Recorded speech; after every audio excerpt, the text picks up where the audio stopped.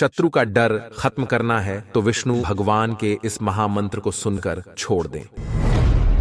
क्योंकि भगवान विष्णु जी के इस महामंत्र का जो भी व्यक्ति गुरुवार से शुरू करते हुए 11, 21, 51 या 108 दिन तक एक माला जाप करते हैं या उच्चारण पाठ को श्रवण करते हैं, भगवान विष्णु उनके जीवन से सभी प्रकार के शत्रुओं को नाश करके सदा के लिए शत्रुओं का डर भय दूर कर देते हैं। भक्तों, सनातन धर्म शास्त्रों के अनुसार जो भी व्यक्ति शत्रुओं से परेशान रहते हैं, हमेशा किसी शत्रु का भय बना रहता है। भूत प्रेत रोग रूपी या मानव रूपी शत्रु, सभी प्रकार के शत्रुओं को दूर रखने के साथ साथ सभी सुखों से परिपूर्ण रहने के लिए भगवान विष्णु जी का ये महामंत्र बहुत ही प्रभावशाली और चमत्कारी साबित होता है। भक्तों, अगर आप भी अपने जीवन से सभी प्रकार के शत्रुओं को सदैव दूर रखना चाहते हैं तो भगवान विष्णु जी के इस महामंत्र को सुनते समय इतना जरूर करें। भक्तों, विष्णु भगवान का ध्यान करते हुए अपने जीवन से शत्रुओं को दूर रखने और सभी मनोकामनाओं को पूर्ण करने की विनती विष्णु भगवान से करते हुए मंत्र संख्या पर अपना ध्यान केंद्रित करके महामंत्र उच्चारण पाठ को पूरा अंत तक यानी पूरा 108 बार जरूर सुने। महामंत्र खत्म होते ही आपके जीवन से शत्रुओं का डर भय खत्म होने के साथ साथ सभी मनोकामनाओं की पूर्ति होना प्रारंभ हो जाएगा, क्योंकि भगवान विष्णु जी का ये बहुत ही प्रभावशाली और चमत्कारी महामंत्र है। भक्तों, सच्ची श्रद्धा भाव से पूरा जरूर श्रवण करें। शान्ताकारं भुजगशयनं पद्मनाभं सुरेशं विश्वाधारं गगनसदृशं मेघवर्णं शुभांगं लक्ष्मीकान्तं कमलनयनं योगिभिर्ध्यानगम्यं वन्दे विष्णुं भवभयहरं सर्वलोकैकनाथम्। शान्ताकारं भुजगशयनं पद्मनाभं सुरेशं विश्वाधारं गगनसदृशं मेघवर्णं शुभांगं लक्ष्मीकान्तं कमलनयनं योगिभिर्ध्यानगम्यं वन्दे विष्णुं भवभयहरं सर्वलोकैकनाथम्। शान्ताकारं भुजगशयनं पद्मनाभं सुरेशं विश्वाधारं गगनसदृशं मेघवर्णं शुभांगं लक्ष्मीकान्तं कमलनयनं योगिभिर्ध्यानगम्यं वन्दे विष्णुं भवभयहरं सर्वलोकैकनाथम्। शान्ताकारं भुजगशयनं पद्मनाभं सुरेशं विश्वाधारं गगनसदृशं मेघवर्णं शुभांगं लक्ष्मीकान्तं कमलनयनं योगिभिर्ध्यानगम्यं वन्दे विष्णुं भवभयहरं सर्वलोकैकनाथम्। शान्ताकारं भुजगशयनं पद्मनाभं सुरेशं विश्वाधारं गगनसदृशं मेघवर्णं शुभांगं लक्ष्मीकान्तं कमलनयनं योगिभिर्ध्यानगम्यं वन्दे विष्णुं भवभयहरं सर्वलोकैकनाथम्। शान्ताकारं भुजगशयनं पद्मनाभं सुरेशं विश्वाधारं गगनसदृशं मेघवर्णं शुभांगं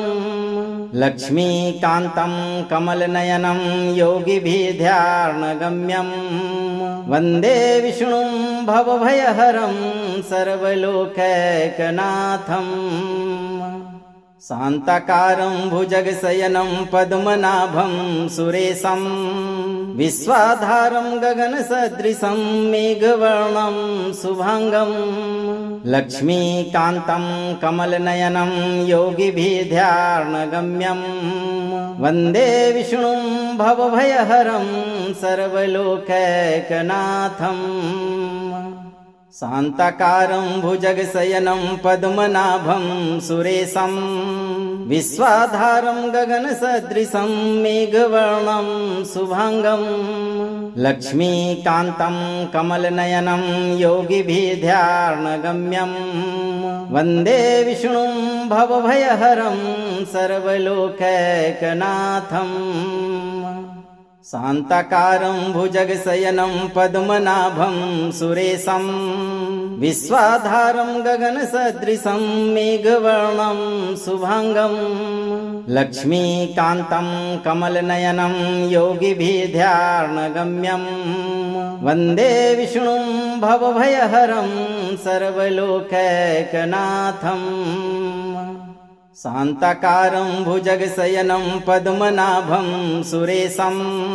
विश्वाधारं गगनसदृशं मेघवर्णं शुभांगं लक्ष्मीकान्तं कमलनयनं योगिभिर्ध्यानगम्यं वन्दे विष्णुं भवभयहरं सर्वलोकैकनाथम् शान्ताकारं भुजगशयनं पद्मनाभं सुरेशं विश्वाधारं गगनसदृशं मेघवर्णं शुभांगं लक्ष्मीकान्तं कमलनयनं योगिभिर्ध्यानगम्यं वन्दे विष्णुं भवभयहरं सर्वलोकैकनाथम् शान्ताकारं भुजगशयनं पद्मनाभं सुरेशं विश्वाधारं गगनसदृशं मेघवर्णं शुभांगं लक्ष्मीकान्तं कमलनयनं योगिभिर्ध्यानगम्यं वन्दे विष्णुं भवभयहरं सर्वलोकैकनाथम्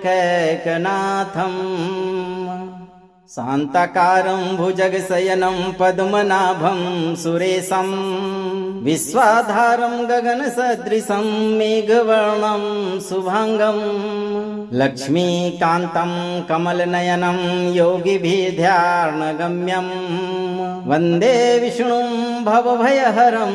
सर्वलोकैकनाथम् शान्ताकारं भुजगशयनं पद्मनाभं सुरेशं विश्वाधारं गगनसदृशं मेघवर्णं शुभांगं लक्ष्मीकान्तं कमलनयनं योगिभिर्ध्यानगम्यं वन्दे विष्णुं भवभयहरं सर्वलोकैकनाथम् शान्ताकारं भुजगशयनं पद्मनाभं सुरेशं विश्वाधारं गगनसदृशं मेघवर्णं शुभांगं लक्ष्मीकान्तं कमलनयनं योगिभिर्ध्यानगम्यं वन्दे विष्णुं भवभयहरं सर्वलोकैकनाथम् शान्ताकारं भुजगशयनं पद्मनाभं सुरेशं विश्वाधारं गगनसदृशं मेघवर्णं शुभांगं लक्ष्मीकान्तं कमलनयनं योगिभिर्ध्यानगम्यं वन्दे विष्णुं भवभयहरं सर्वलोकैकनाथम् शान्ताकारं भुजगशयनं पद्मनाभं सुरेशं विश्वाधारं गगनसदृशं मेघवर्णं शुभांगं लक्ष्मीकान्तं कमलनयनं योगिभिर्ध्यानगम्यं वन्दे विष्णुं भवभयहरं सर्वलोकैकनाथम् शान्ताकारं भुजगशयनं पद्मनाभं सुरेशं विश्वाधारं गगनसदृशं मेघवर्णं शुभांगं लक्ष्मीकान्तं कमलनयनं योगिभिर्ध्यानगम्यं वन्दे विष्णुं भवभयहरं सर्वलोकैकनाथम् शान्ताकारं भुजगशयनं पद्मनाभं सुरेशं विश्वाधारं गगनसदृशं मेघवर्णं शुभांगं लक्ष्मीकान्तं कमलनयनं योगिभिर्ध्यानगम्यं वन्दे विष्णुं भवभयहरं सर्वलोकैकनाथम् शान्ताकारं भुजगशयनं पद्मनाभं सुरेशं विश्वाधारं गगनसदृशं मेघवर्णं शुभांगं लक्ष्मीकान्तं कमलनयनं योगिभिर्ध्यानगम्यं वन्दे विष्णुं भवभयहरं सर्वलोकैकनाथम् शान्ताकारं भुजगशयनं पद्मनाभं सुरेशं विश्वाधारं गगनसदृशं मेघवर्णं शुभांगं लक्ष्मीकान्तं कमलनयनं योगिभिर्ध्यानगम्यं वन्दे विष्णुं भवभयहरं सर्वलोकैकनाथम् शान्ताकारं भुजगशयनं पद्मनाभं सुरेशं विश्वाधारं गगनसदृशं मेघवर्णं शुभांगं लक्ष्मीकान्तं कमलनयनं योगिभिर्ध्यानगम्यं वन्दे विष्णुं भवभयहरं सर्वलोकैकनाथम् शान्ताकारं भुजगशयनं पद्मनाभं सुरेशं विश्वाधारं गगनसदृशं मेघवर्णं शुभांगं लक्ष्मीकान्तं कमलनयनं योगिभिर्ध्यानगम्यं वन्दे विष्णुं भवभयहरं सर्वलोकैकनाथम् शान्ताकारं भुजगशयनं पद्मनाभं सुरेशं विश्वाधारं गगनसदृशं मेघवर्णं शुभांगं लक्ष्मीकान्तं कमलनयनं योगिभिर्ध्यानगम्यं वन्दे विष्णुं भवभयहरं सर्वलोकैकनाथम्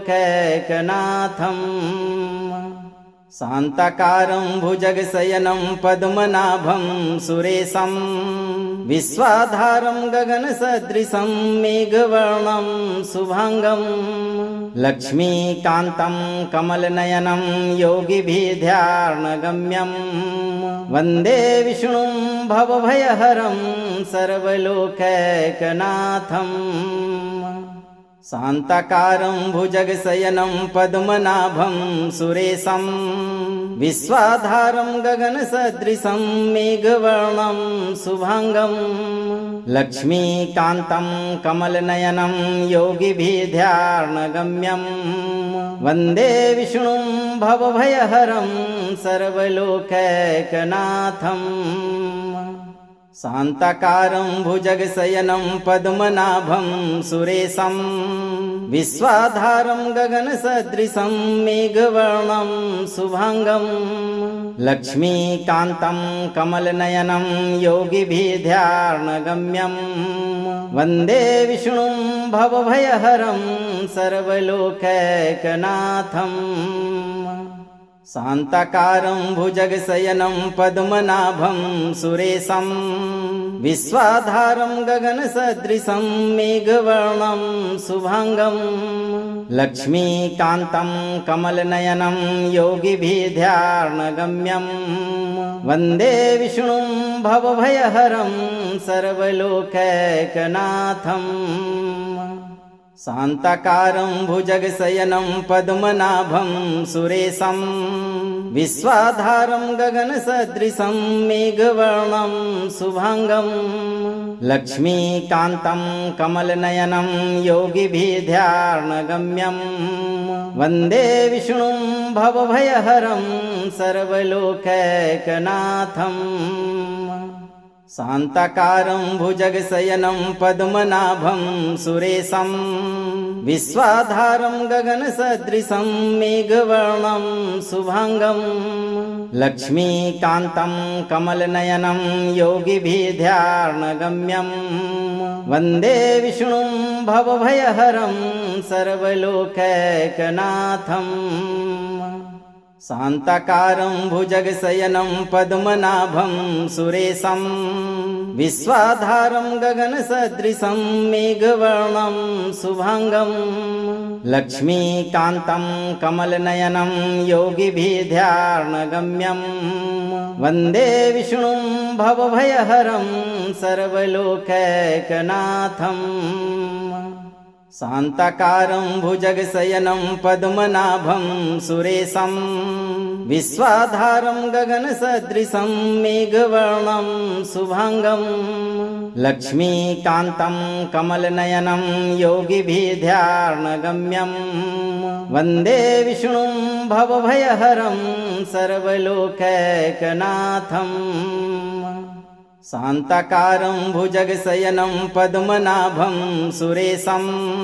विश्वाधारं गगनसदृशं मेघवर्णं शुभांगं लक्ष्मीकान्तं कमलनयनं योगिभिर्ध्यानगम्यं वन्दे विष्णुं भवभयहरं सर्वलोकैकनाथम् शान्ताकारं भुजगशयनं पद्मनाभं सुरेशं विश्वाधारं गगनसदृशं मेघवर्णं शुभांगं लक्ष्मीकान्तं कमलनयनं योगिभिर्ध्यानगम्यं वन्दे विष्णुं भवभयहरं सर्वलोकैकनाथम् शान्ताकारं भुजगशयनं पद्मनाभं सुरेशं विश्वाधारं गगनसदृशं मेघवर्णं शुभांगं लक्ष्मीकान्तं कमलनयनं योगिभिर्ध्यानगम्यं वन्दे विष्णुं भवभयहरं सर्वलोकैकनाथम् शान्ताकारं भुजगशयनं पद्मनाभं सुरेशं विश्वाधारं गगनसदृशं मेघवर्णं शुभांगं लक्ष्मीकान्तं कमलनयनं योगिभिर्ध्यानगम्यं वन्दे विष्णुं भवभयहरं सर्वलोकैकनाथम् शान्ताकारं भुजगशयनं पद्मनाभं सुरेशं विश्वाधारं गगनसदृशं मेघवर्णं शुभांगं लक्ष्मीकान्तं कमलनयनं योगिभिर्ध्यानगम्यं वन्दे विष्णुं भवभयहरं सर्वलोकैकनाथम् शान्ताकारं भुजगशयनं पद्मनाभं सुरेशं विश्वाधारं गगनसदृशं मेघवर्णं शुभांगं लक्ष्मीकान्तं कमलनयनं योगिभिर्ध्यानगम्यं वन्दे विष्णुं भवभयहरं सर्वलोकैकनाथम् शान्ताकारं भुजगशयनं पद्मनाभं सुरेशं विश्वाधारं गगनसदृशं मेघवर्णं शुभांगं लक्ष्मीकान्तं कमलनयनं योगिभिर्ध्यानगम्यं वन्दे विष्णुं भवभयहरं सर्वलोकैकनाथम्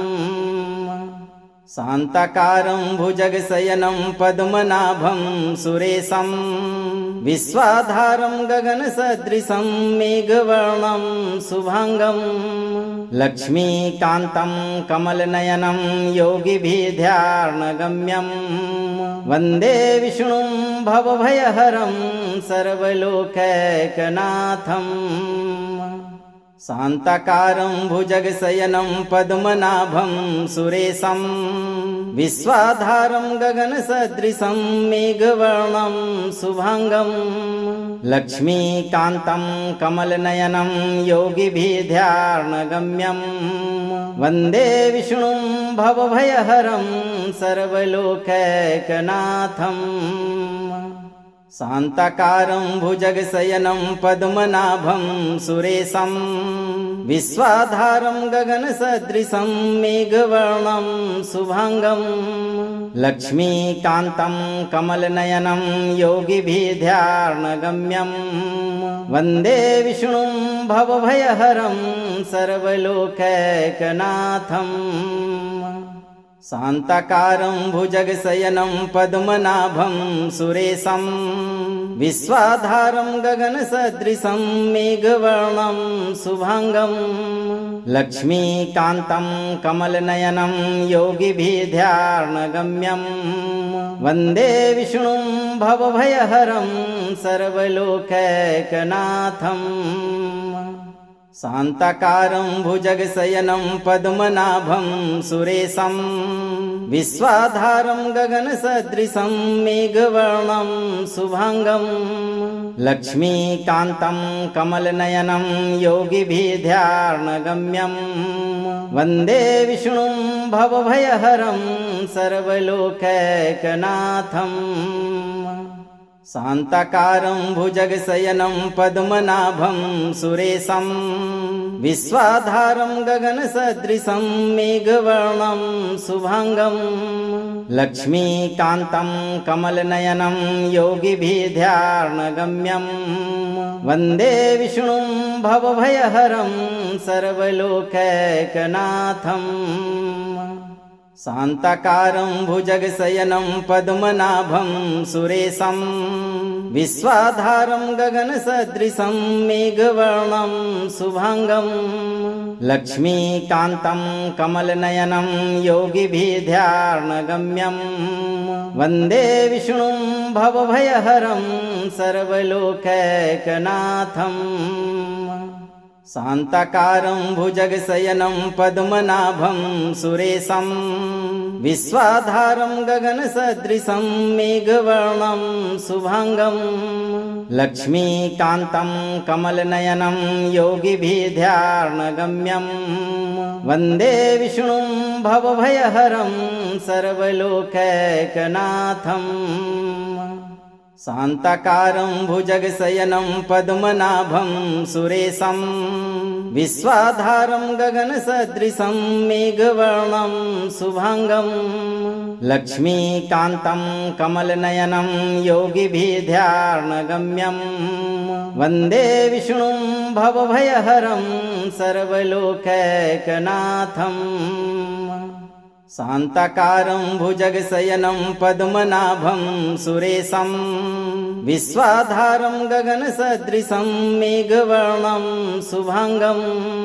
लक्ष्मीकान्तं कमलनयनं योगिभिर्ध्यानगम्यं वन्दे विष्णुं भवभयहरं सर्वलोकैकनाथम् शान्ताकारं भुजगशयनं पद्मनाभं सुरेशं विश्वाधारं गगनसदृशं मेघवर्णं शुभांगं लक्ष्मीकान्तं कमलनयनं योगिभिर्ध्यानगम्यं वन्दे विष्णुं भवभयहरं सर्वलोकैकनाथम् शान्ताकारं भुजगशयनं पद्मनाभं सुरेशं विश्वाधारं गगनसदृशं मेघवर्णं शुभांगं लक्ष्मीकान्तं कमलनयनं योगिभिर्ध्यानगम्यं वन्दे विष्णुं भवभयहरं सर्वलोकैकनाथम् शान्ताकारं भुजगशयनं पद्मनाभं सुरेशं विश्वाधारं गगनसदृशं मेघवर्णं शुभांगं लक्ष्मीकान्तं कमलनयनं योगिभिर्ध्यानगम्यं वन्दे विष्णुं भवभयहरं सर्वलोकैकनाथम् शान्ताकारं भुजगशयनं पद्मनाभं सुरेशं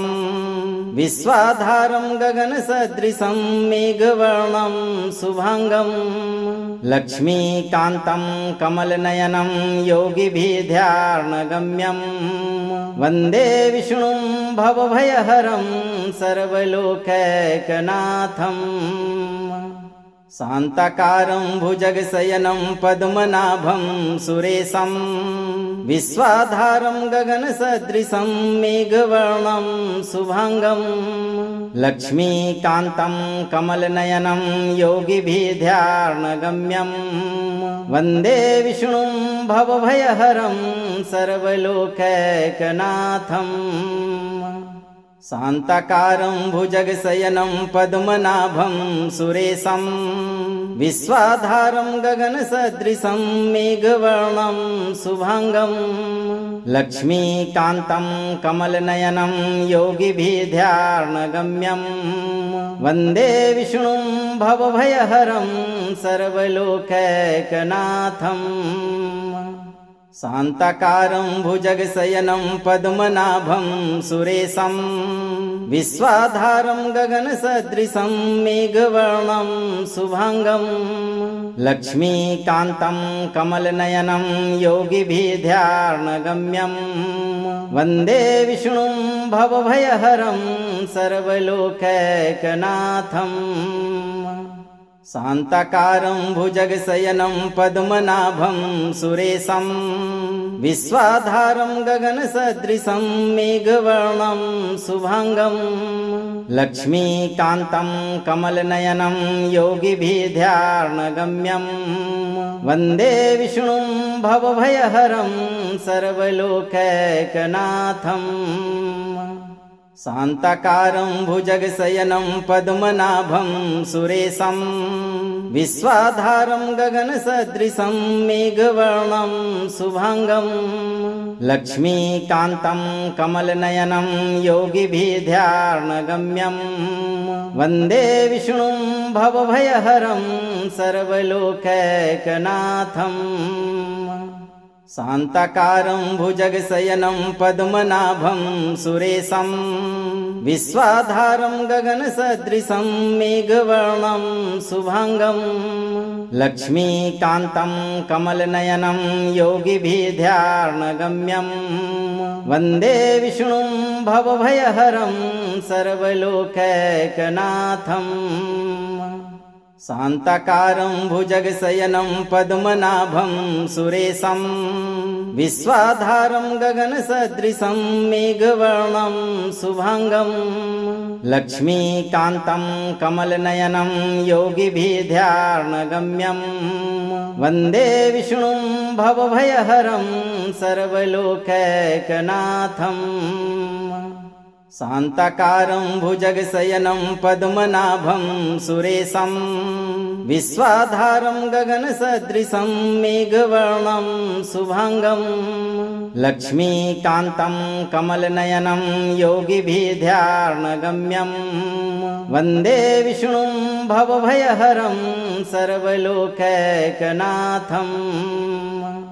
शान्ताकारं भुजगशयनं पद्मनाभं सुरेशं विश्वाधारं गगनसदृशं मेघवर्णं शुभांगं लक्ष्मीकान्तं कमलनयनं योगिभिर्ध्यानगम्यं वन्दे विष्णुं भवभयहरं सर्वलोकैकनाथम् शान्ताकारं भुजगशयनं पद्मनाभं सुरेशं विश्वाधारं गगनसदृशं मेघवर्णं शुभांगं लक्ष्मीकान्तं कमलनयनं योगिभिर्ध्यानगम्यं वन्दे विष्णुं भवभयहरं सर्वलोकैकनाथम् शान्ताकारं भुजगशयनं पद्मनाभं सुरेशं विश्वाधारं गगनसदृशं मेघवर्णं शुभांगं लक्ष्मीकान्तं कमलनयनं योगिभिर्ध्यानगम्यं वन्दे विष्णुं भवभयहरं सर्वलोकैकनाथम् शान्ताकारं भुजगशयनं पद्मनाभं सुरेशं विश्वाधारं गगनसदृशं मेघवर्णं शुभांगं लक्ष्मीकान्तं कमलनयनं योगिभिर्ध्यानगम्यं वन्दे विष्णुं भवभयहरं सर्वलोकैकनाथम् शान्ताकारं भुजगशयनं पद्मनाभं सुरेशं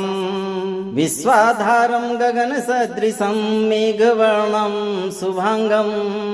लक्ष्मीकान्तं कमलनयनं योगिभिर्ध्यानगम्यं वन्दे विष्णुं भवभयहरं सर्वलोकैकनाथम् शान्ताकारं भुजगशयनं पद्मनाभं सुरेशं विश्वाधारं गगनसदृशं मेघवर्णं शुभांगं लक्ष्मीकान्तं कमलनयनं योगिभिर्ध्यानगम्यं वन्दे विष्णुं भवभयहरं सर्वलोकैकनाथम् शान्ताकारं भुजगशयनं पद्मनाभं सुरेशं विश्वाधारं गगनसदृशं मेघवर्णं शुभांगं लक्ष्मीकान्तं कमलनयनं योगिभिर्ध्यानगम्यं वन्दे विष्णुं भवभयहरं सर्वलोकैकनाथम् शान्ताकारं भुजगशयनं पद्मनाभं सुरेशं विश्वाधारं गगनसदृशं मेघवर्णं शुभांगं लक्ष्मीकान्तं कमलनयनं योगिभिर्ध्यानगम्यं वन्दे विष्णुं भवभयहरं सर्वलोकैकनाथम् शान्ताकारं भुजगशयनं पद्मनाभं सुरेशं विश्वाधारं गगनसदृशं मेघवर्णं शुभांगं लक्ष्मीकान्तं कमलनयनं योगिभिर्ध्यानगम्यं वन्दे विष्णुं भवभयहरं सर्वलोकैकनाथम् शान्ताकारं भुजगशयनं पद्मनाभं सुरेशं विश्वाधारं गगनसदृशं मेघवर्णं शुभांगं लक्ष्मीकान्तं कमलनयनं योगिभिर्ध्यानगम्यं वन्दे विष्णुं भवभयहरं सर्वलोकैकनाथम् शान्ताकारं भुजगशयनं पद्मनाभं सुरेशं विश्वाधारं गगनसदृशं मेघवर्णं शुभांगं लक्ष्मीकान्तं कमलनयनं योगिभिर्ध्यानगम्यं वन्दे विष्णुं भवभयहरं सर्वलोकैकनाथम् शान्ताकारं भुजगशयनं पद्मनाभं सुरेशं विश्वाधारं गगनसदृशं मेघवर्णं शुभांगं लक्ष्मीकान्तं कमलनयनं योगिभिर्ध्यानगम्यं वन्दे विष्णुं भवभयहरं सर्वलोकैकनाथम्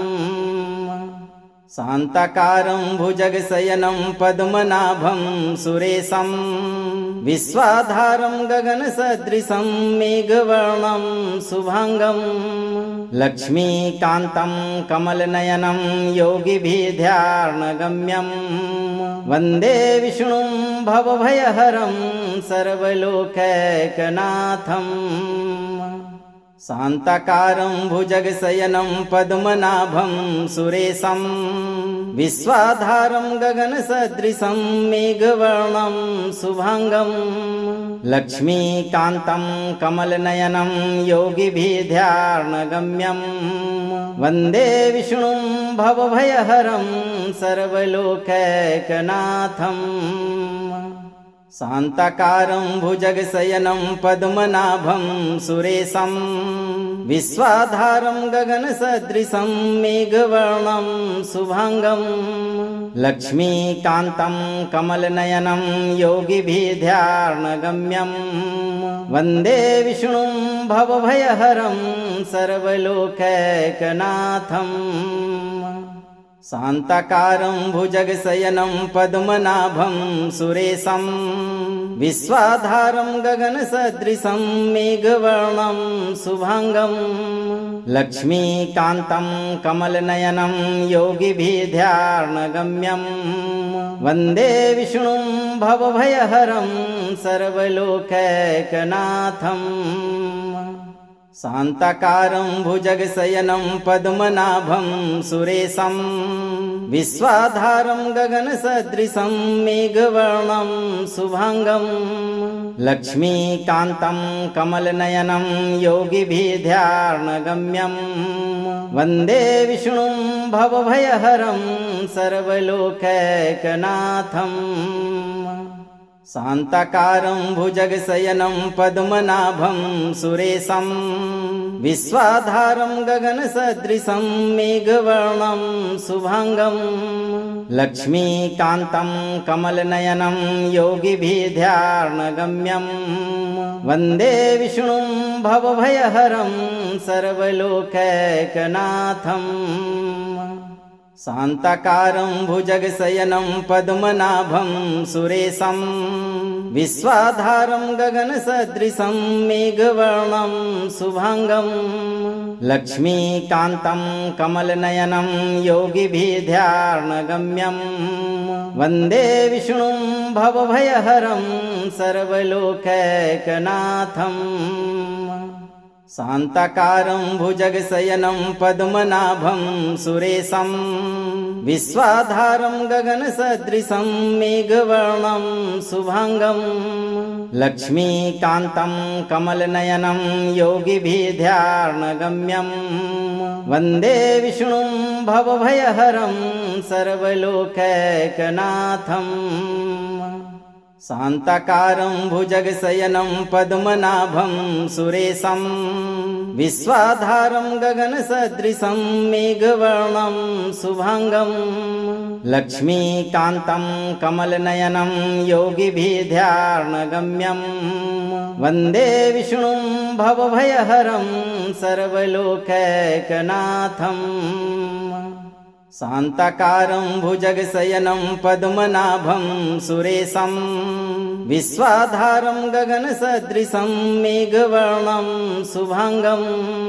लक्ष्मीकान्तं कमलनयनं योगिभिर्ध्यानगम्यं वन्दे विष्णुं भवभयहरं सर्वलोकैकनाथम्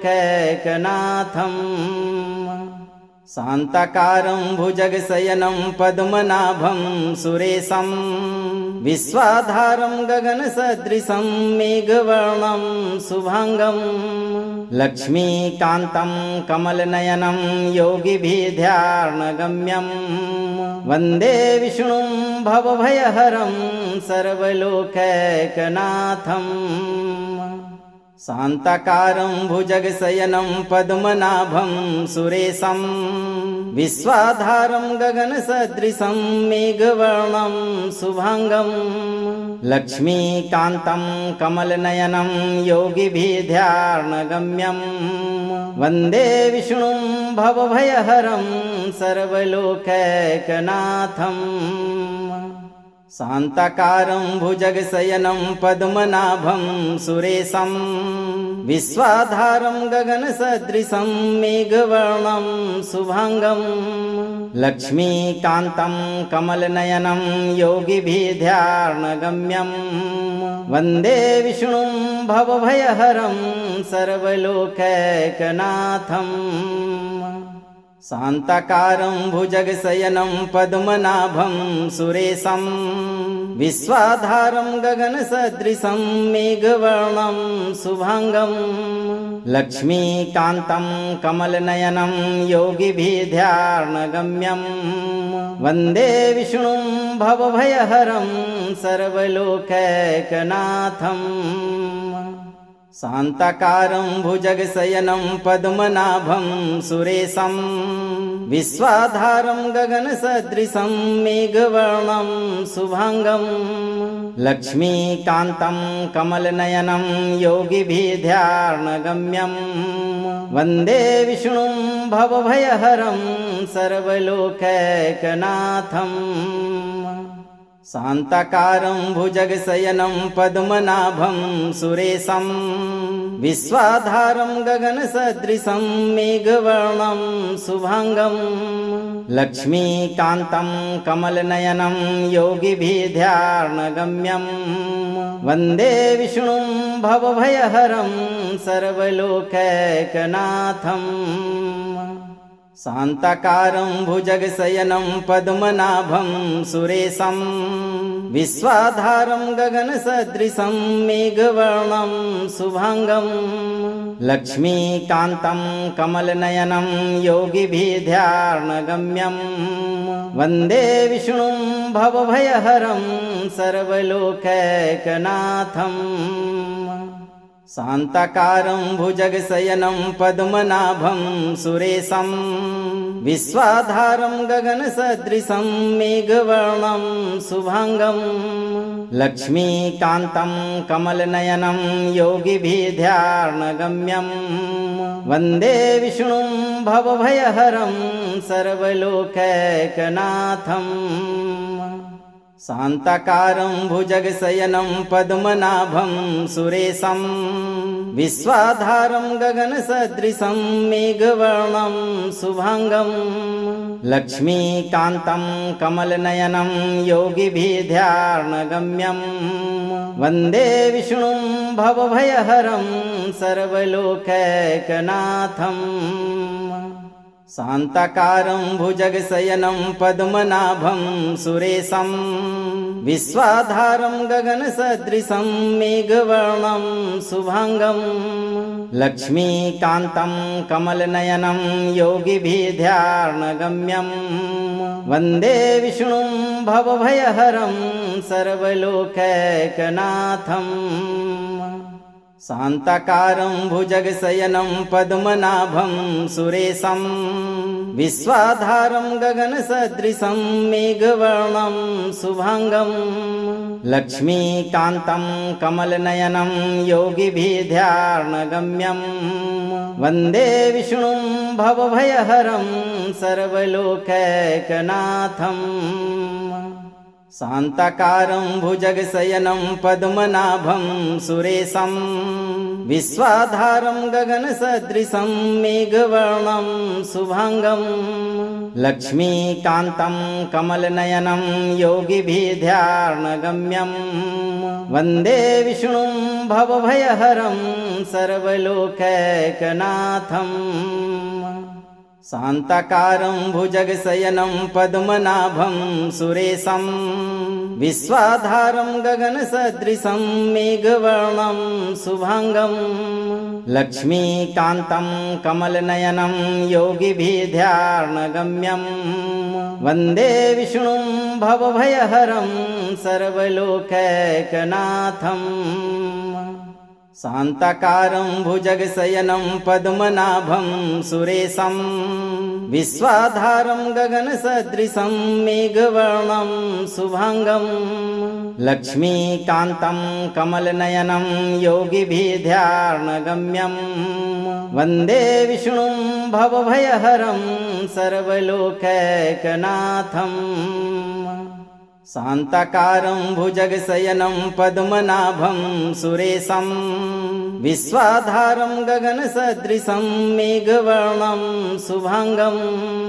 लक्ष्मीकान्तं कमलनयनं योगिभिर्ध्यानगम्यं वन्दे विष्णुं भवभयहरं सर्वलोकैकनाथम् शान्ताकारं भुजगशयनं पद्मनाभं सुरेशं विश्वाधारं गगनसदृशं मेघवर्णं शुभांगं लक्ष्मीकान्तं कमलनयनं योगिभिर्ध्यानगम्यं वन्दे विष्णुं भवभयहरं सर्वलोकैकनाथम् शान्ताकारं भुजगशयनं पद्मनाभं सुरेशं विश्वाधारं गगनसदृशं मेघवर्णं शुभांगं लक्ष्मीकान्तं कमलनयनं योगिभिर्ध्यानगम्यं वन्दे विष्णुं भवभयहरं सर्वलोकैकनाथम् शान्ताकारं भुजगशयनं पद्मनाभं सुरेशं विश्वाधारं गगनसदृशं मेघवर्णं शुभांगं लक्ष्मीकान्तं कमलनयनं योगिभिर्ध्यानगम्यं वन्दे विष्णुं भवभयहरं सर्वलोकैकनाथम् शान्ताकारं भुजगशयनं पद्मनाभं सुरेशं विश्वाधारं गगनसदृशं मेघवर्णं शुभांगं लक्ष्मीकान्तं कमलनयनं योगिभिर्ध्यानगम्यं वन्दे विष्णुं भवभयहरं सर्वलोकैकनाथम्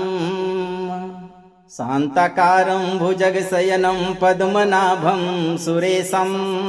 विश्वाधारं गगनसदृशं मेघवर्णं शुभांगं लक्ष्मीकान्तं कमलनयनं योगिभिर्ध्यानगम्यं वन्दे विष्णुं भवभयहरं सर्वलोकैकनाथम् शान्ताकारं भुजगशयनं पद्मनाभं सुरेशं विश्वाधारं गगनसदृशं मेघवर्णं शुभांगं लक्ष्मीकान्तं कमलनयनं योगिभिर्ध्यानगम्यं वन्दे विष्णुं भवभयहरं सर्वलोकैकनाथम् शान्ताकारं भुजगशयनं पद्मनाभं सुरेशं विश्वाधारं गगनसदृशं मेघवर्णं शुभांगं लक्ष्मीकान्तं कमलनयनं योगिभिर्ध्यानगम्यं वन्दे विष्णुं भवभयहरं सर्वलोकैकनाथम् शान्ताकारं भुजगशयनं पद्मनाभं सुरेशं विश्वाधारं गगनसदृशं मेघवर्णं शुभांगं लक्ष्मीकान्तं कमलनयनं योगिभिर्ध्यानगम्यं वन्दे विष्णुं भवभयहरं सर्वलोकैकनाथम् शान्ताकारं भुजगशयनं पद्मनाभं सुरेशं विश्वाधारं गगनसदृशं मेघवर्णं शुभांगं लक्ष्मीकान्तं कमलनयनं योगिभिर्ध्यानगम्यं वन्दे विष्णुं भवभयहरं सर्वलोकैकनाथम् शान्ताकारं भुजगशयनं पद्मनाभं सुरेशं विश्वाधारं गगनसदृशं मेघवर्णं शुभांगं लक्ष्मीकान्तं कमलनयनं योगिभिर्ध्यानगम्यं वन्दे विष्णुं भवभयहरं सर्वलोकैकनाथम्। अगर आप इस वीडियो से संतुष्ट हैं और आपको ये वीडियो लाभप्रद लगा हो तो वीडियो को लाइक करें, दोस्तों को शेयर करें और चैनल को सब्सक्राइब करके दरबार की घंटी जरूर बजा दें भक्तों, ताकि आपके जीवन को सुखमय बनाने वाली नोटिफिकेशन सबसे पहले आप तक पहुंचे। धैर्य रखें और सही कर्म करते हुए चिंताओं से मुक्त होकर भगवान पर भरोसा रखें। भगवान विष्णु आपके जीवन से सभी शत्रुओं को दूर करके आपकी सभी मनोकामनाओं की पूर्ति अतिशीघ्र करेंगे भक्तों।